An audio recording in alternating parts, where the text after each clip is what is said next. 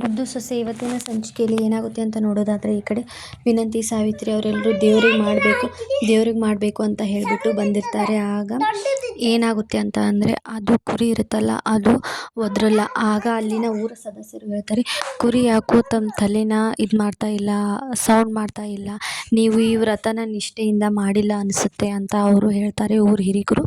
ಆಗ ಶಿವರಾಮೇಗೌಡರು ಹೇಳ್ತಾರೆ, ನೀನು ಒಳ್ಳೆ ಕೆಲಸಕ್ಕೆ ಈ ರೀತಿ ಮಾಡಿದರೆ ಸಾವಿತ್ರಿ, ಇದು ಒಳ್ಳೆಯದೇ ಆಗ್ತಾಯಿತ್ತು. ನೀನು ಒಳ್ಳೆ ಕೆಲಸಕ್ಕೆ ಹಾಗೂ ಶ್ರದ್ಧಾ ಭಕ್ತಿಯಿಂದ ಮಾಡಿಲ್ಲ, ಅದಕ್ಕೆ ಹೀಗಾಗ್ತಾಯಿದೆ. ನೀನು ಬೇಡ್ಕೊಂಡಿದ್ಯೋ ಇಲ್ಲವೋ ಏನು, ಸುಮ್ಮನೆ ತಮಾಷೆಗಾಗಿ ನಮ್ಮನ್ನೆಲ್ಲನ ಇದು ಮಾಡಬೇಕು ಅಂತ ಈ ರೀತಿ ಮಾಡ್ತಾ ಇದೆಯೋ, ನಿನ್ನ ತಮಾಷೆ ತುಂಬ ಅತಿ ಆಗ್ತಾ ಇದೆ. ಇದನ್ನೆಲ್ಲ ನೋಡ್ತಾ ನಾನು ಸುಮ್ಮನಿರಲ್ಲ, ನೋಡು ಸಾವಿತ್ರಿ ಅಂತ ಶಿವರಾಮೇಗೌಡರು ಹೇಳ್ತಾರೆ.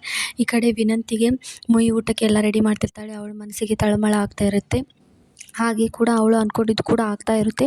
ಹಾಗೆ ಎಲ್ರಿಗೂ ಮುಯಿ ಊಟ ಹಾಕಿಬಿಟ್ಟು ಅವಳು ವಿದ್ಯಾಭ್ಯಾಸಕ್ಕೆ ಒಬ್ಬೊಬ್ಬರು ಒಂದು ಸ್ವಲ್ಪ ಸಹಾಯ ಮಾಡಿ ಹೋಗ್ತಾ ಇರ್ತಾರೆ. ಈ ವಿಷಯ ತಿಳಿದ ಭದ್ರೇಗೌಡ, ಇವಳು ಇನ್ನೂ ಏನೇನು ಮಾಡಲಿಕ್ಕೆ ಹೊರಟಿದ್ದಾಳೋ ಏನೋ, ಡಾಕ್ಟ್ರ್ ಆಗ್ತಾಳಂತೆ, ಚೆನ್ನಾಗಿ ಜೀವನ ಮಾಡೋಕ್ಕಾಗಲ್ಲ, ಡಾಕ್ಟ್ರ್ ಆಗ್ತಾಳಂತೆ, ಡಾಕ್ಟ್ರ್ ಆಗಿಬಿಟ್ಟು ಎಷ್ಟು ಜನ ಜೀವ ತೆಗಿತಾಳೋ ಏನೋ ಅಂತ ಅವ್ರ ಮನೆಯವರೆಲ್ಲರೂ ಮಾತಾಡ್ತಿರ್ತಾರೆ. ಇಷ್ಟ ಆಗುತ್ತೆ ಇವತ್ತಿನ ಎಪಿಸೋಡ್ನಲ್ಲಿ. ಬಾಯ್, ಟೇಕ್ ಕೇರ್.